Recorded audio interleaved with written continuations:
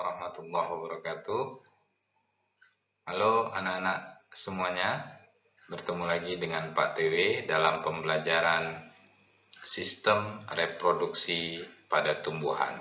Nah, pada pertemuan kali ini kita akan membahas beberapa pokok bahasan, diantaranya adalah reproduksi vegetatif, kemudian reproduksi generatif, metagenesis, polinasi, fertilisasi, serta penyebaran biji.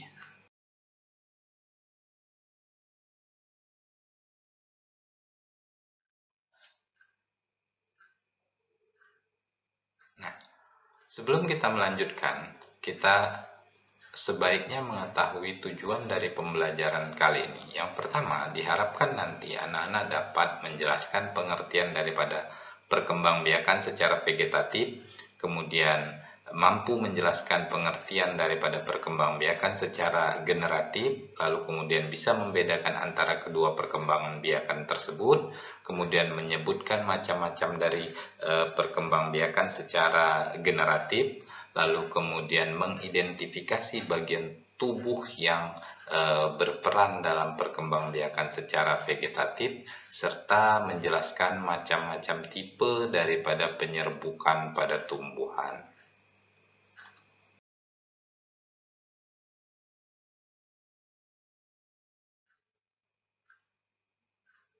Oke, pertama kita akan membahas tentang reproduksi vegetatif, yaitu reproduksi yang tidak melibatkan sel-sel gamet dalam perkembangbiakannya, ya, tidak melibatkan sel-sel gamet dalam perkembangbiakannya. Nah, ada dua macam perkembangbiakan secara vegetatif. Yang pertama secara alami, kemudian buatan.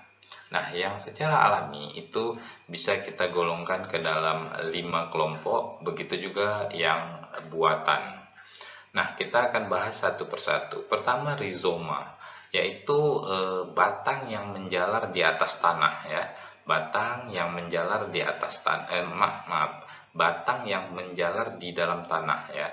Sekali lagi Bapak ulangi, batang yang menjalar di dalam tanah. Nah, seperti ini tanaman jahe. Nah, ini batang yang menjalar di dalam tanah, atau kita sering sebut juga dengan akar rimpang.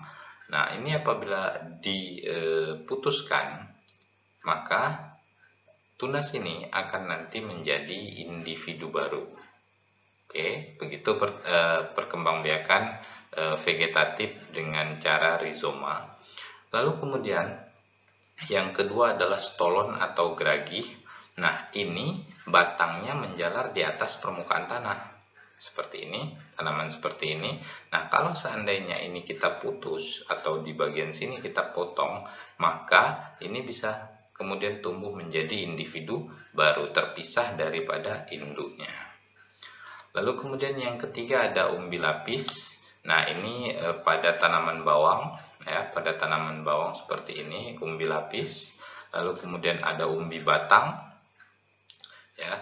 Umbi batang itu bisa pada tanaman kentang atau pada tanaman ubi jalar. Nah, kamu pasti pernah melihat kalau di kentang itu terdapat seperti mata, ya, terdapat seperti mata. Nah, itu yang akan muncul tunas dari situ.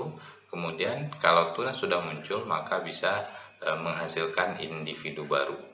Lalu yang terakhir yaitu kuncup adventif. Nah, ini contohnya ada pada tanaman cocor bebek, ya. Pada tanaman cocor bebek, di ujung-ujung daripada daunnya ini bisa tumbuh tunas adventif, tunas tambahan, yang mana nanti tunas tambahan ini akan bisa menjadi individu baru.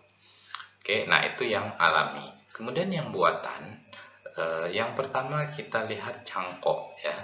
Mungkin di antara kamu ada yang sudah pernah mempraktekkannya atau pernah melihat bagaimana orang mencangkok. Nah, ini adalah bagian batang dari tanaman yang awalnya dibersihkan kulit-kulitnya, kemudian diletakkan tanah, lalu kemudian diikat, ya, dengan ditutup dengan plastik kemudian diikat. Nah, dibiarkan, nanti di sini akan tumbuh sistem perakaran baru. Lalu kemudian ketika ini dipotong, maka yang tanaman batang yang awalnya menyatu dengan induknya bisa menjadi individu baru. Lalu kemudian ada merunduk, ya, merunduk seperti ini. Nah, ini satu tanaman seperti ini, misalnya batangnya itu kalau sudah memanjang bisa kita rundukkan, bisa kita bengkokkan, kemudian kita tanam di tanah. Nah, kemudian nanti di bagian batang tersebut akan muncul akar. Oke. Nah, kalau akar ini sudah muncul, lalu kemudian tanaman ini dipotong, maka ini bisa menghasilkan individu baru. Nah, kemudian yang berikutnya adalah menyambung atau mengenten. Nah, menyambung ini adalah menyambungkan dua tanaman yang sejenis tetapi berbeda sifat. Tujuannya adalah untuk mendapatkan sifat yang unggul, ya. Jadi seperti ini caranya mengenten itu. Ya, ini dari dua tanaman yang berbeda, tanaman yang satu jenis tapi berbeda sifat. Nah, disatukan seperti ini, kemudian diikat. Nah, nanti dia akan menjadi individu baru ini. Lalu kemudian yang berikutnya adalah menempel atau okulasi. Nah, ini mirip dengan caranya mirip dengan mengenten tadi, cuman ini bedanya yang ditempel adalah mata tunas, ya, mata tunas dari tanaman yang lain, ya, yang tentu saja memiliki sifat yang berbeda, agar tujuannya untuk bisa menghasilkan bibit yang unggul. Nah, yang terakhir adalah stek. Nah, ini mungkin sering kita praktekkan, yang paling banyak itu, yang paling sering adalah pada tanaman ubi kayu. Nah, kalau batangnya kita potong-potong, kemudian batang itu kita tanam, maka dia bisa menjadi individu baru. Oke.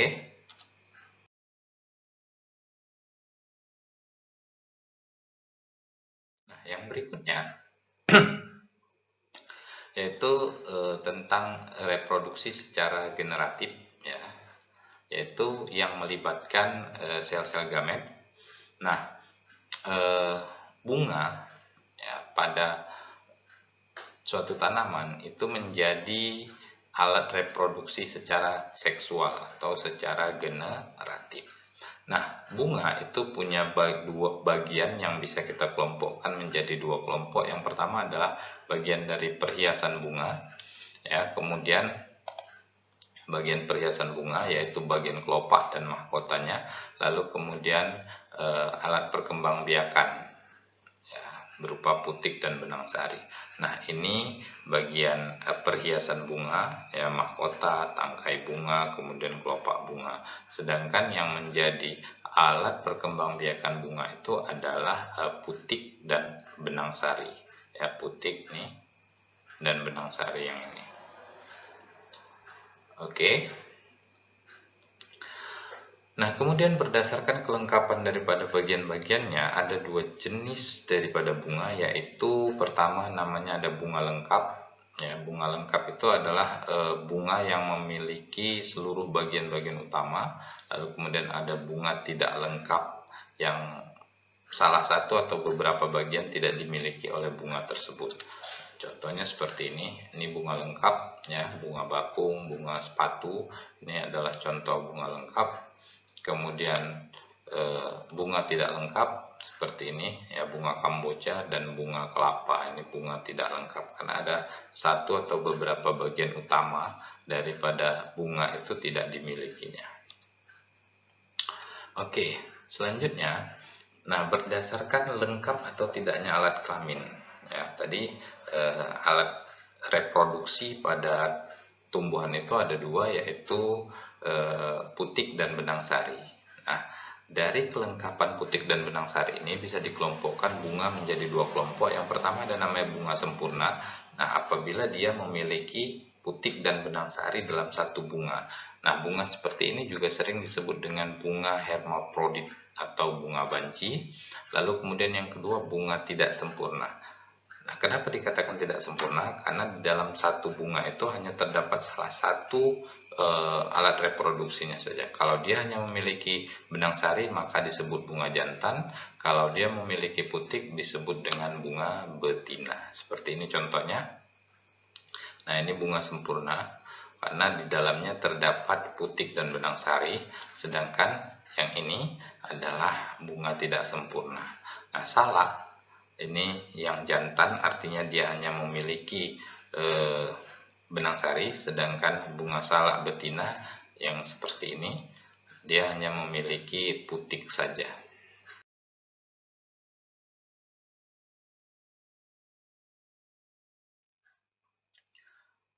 Nah, selanjutnya kita akan coba membahas tentang metagenesis atau pergiliran keturunan ya pada tumbuhan, di mana kedua fase itu melakukan yang namanya pergiliran, yaitu fase vegetatif dan fase generatif atau aseksual dan ke fase seksual.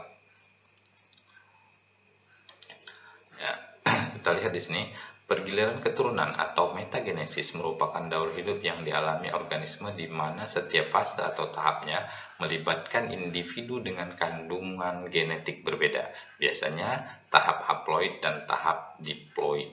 Ya. Nah, yang lalu kita sudah membahas tentang haploid dan diploid. Nah, kita coba lihat dan bandingkan metagenesis yang terjadi pada dua tanaman ini, tumbuhan lumut dan tumbuhan paku. Nah, kalau kamu perhatikan pada bagan ini, maka terlihat di sini ada dua tipe atau dua fase perkembangbiakan. Pertama secara seksual, lalu kemudian secara aseksual. Nah, misalnya seperti ini, tanaman yang seperti ini, dia memiliki, ini tanaman yang haploid ya, karena dia memiliki alat reproduksi yang haploid, yaitu yang setengah kromosomnya berupa antheridium dan archegonium ya, antheridium dan archegonium. Archegonium itu adalah ovum, sedangkan antheridium itu adalah sperma.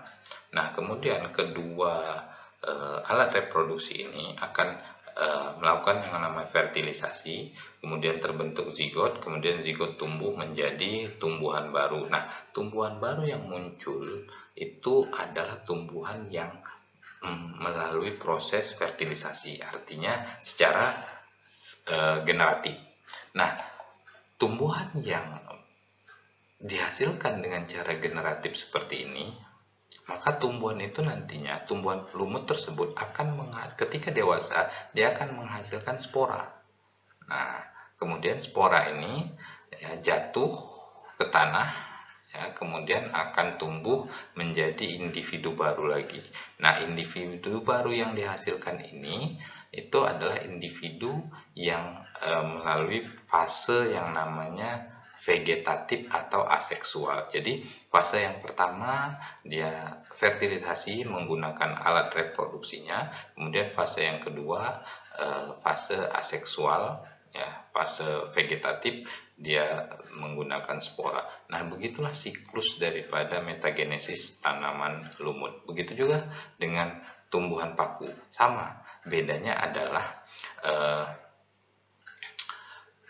kalau pada tumbuhan paku itu menghasilkan yang namanya protonema ya, kalau pada tumbuhan lumut menghasilkan yang namanya protalium. Nah, oke.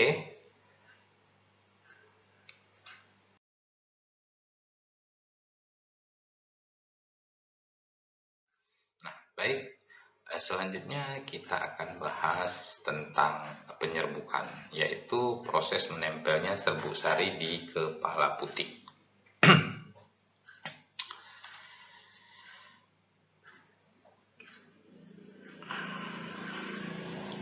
Nah, penyerbukan itu dapat dibedakan berdasarkan faktor luar yang membantu proses penyerbukan tersebut. Misalnya ada 4 di sini ya, ada angin atau kita sebut dengan anemogami, kemudian ada air, hidrogami, hewan zoidiogami, kemudian dibantu oleh manusia antropogami.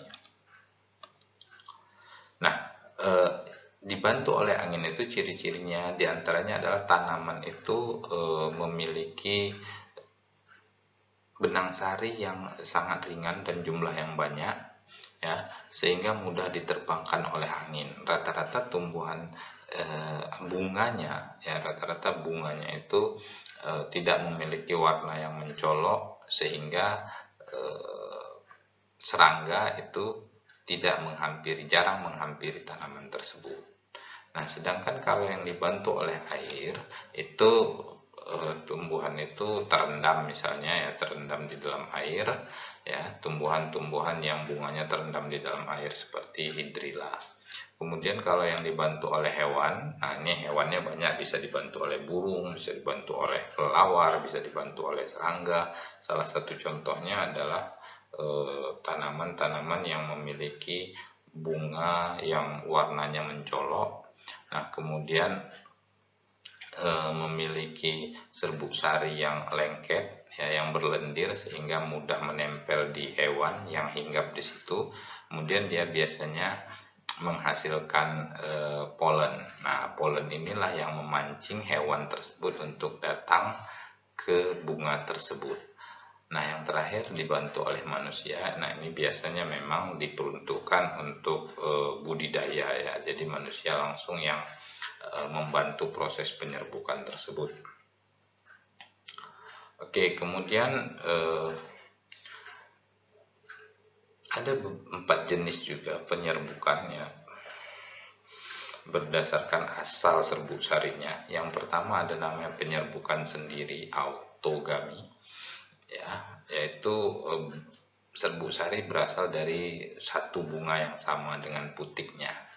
Sedangkan penyerbukan tetangga, geitogami, itu bunganya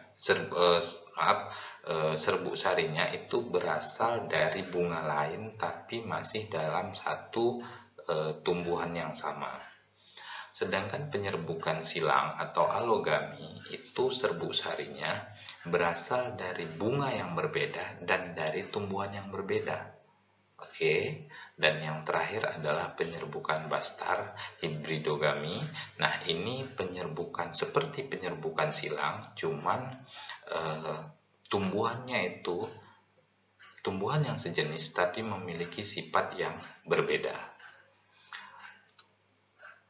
Nah, ini 4 macam penyerbukan berdasarkan asal serbuk sarinya. Pertama, penyerbukan sendiri, karena serbuk sari berasal dari bunga yang sama dengan putiknya. Sedangkan penyerbukan tetangga, dia masih dalam satu pohon tapi bunganya berbeda. Nah, serbuk sari yang ini bisa menyerbuki putik yang ada di sini. Kemudian yang ketiga itu adalah penyerbukan silang.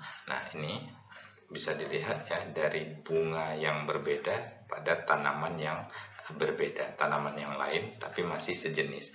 Nah, sedangkan penyerbukan bastar, serbuk sarinya berasal dari tanaman yang berbeda dan kemudian sifatnya juga berbeda. Sifatnya juga berbeda, misalnya ada perbedaan warna bunganya seperti ini. Oke.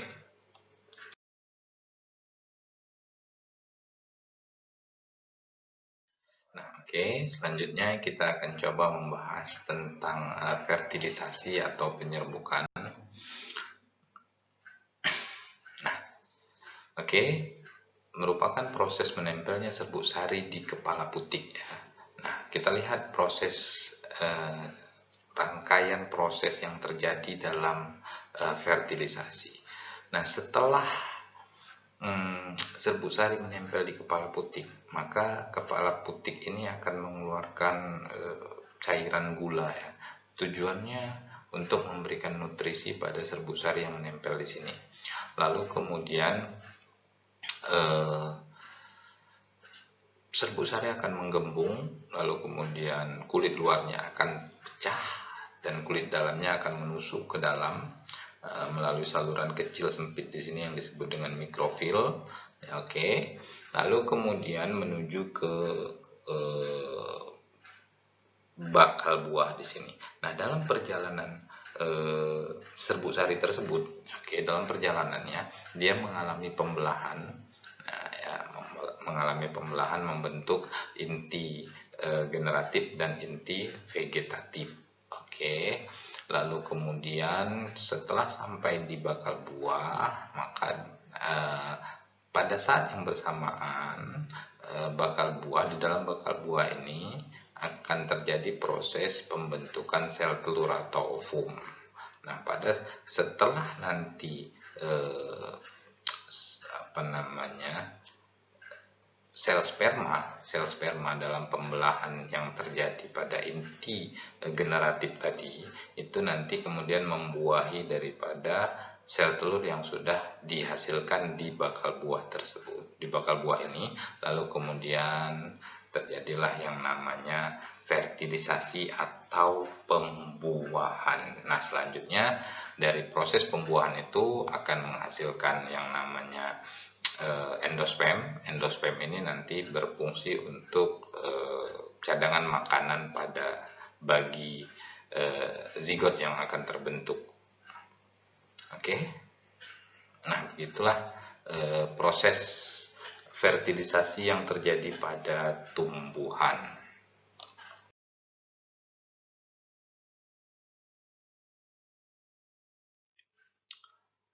Oke, selanjutnya tentang penyebaran biji. Nah, tujuan dari penyebaran biji ini adalah untuk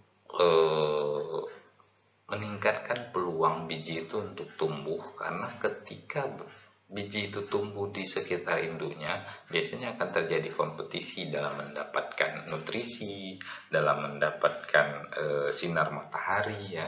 Nah, itu akan terjadi yang namanya kompetisi.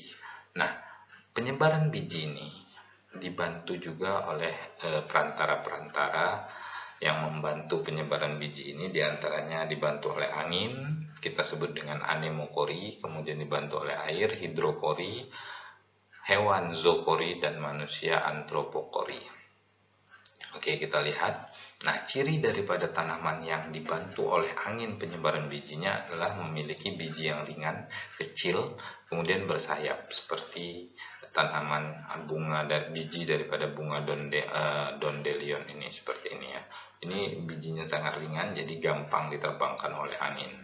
Lalu kemudian kalau dibantu oleh air, ya proses penyebaran bijinya seperti ini. Misalnya buah kelapa itu jatuh, dia buah kelapa yang ada di pinggir pantai jatuh, kemudian tumbuh tunas, lalu kemudian terbawa oleh arus. Nah, ini akan dia pasti akan tumbuh di tempat di mana nanti arus yang membawa biji ini. Lalu kemudian dibantu oleh hewan. Nah, paling tidak ada 4 jenis hewan yang biasa membantu penyebaran biji. Nah, ini salah satu contohnya burung. Nah, ketika burung memakan biji-bijian ini, bisa saja nanti biji-bijian yang dimakannya ini akan tumbuh di tempat lain di mana burung tersebut membuang bijinya. Lalu kemudian yang terakhir dibantu oleh manusia, perantaranya manusia, bisa sengaja bisa juga tidak. Contohnya seperti ini rumput ya, biji-biji daripada rumput-rumputan yang selalu menempel pada pakaian manusia. Nah, ini bisa jatuh ketika manusia itu bergerak ke tempat yang lain. Nah, kemungkinan tumbuhnya biji ini sangat besar di tempat yang lain. Oke. Nah,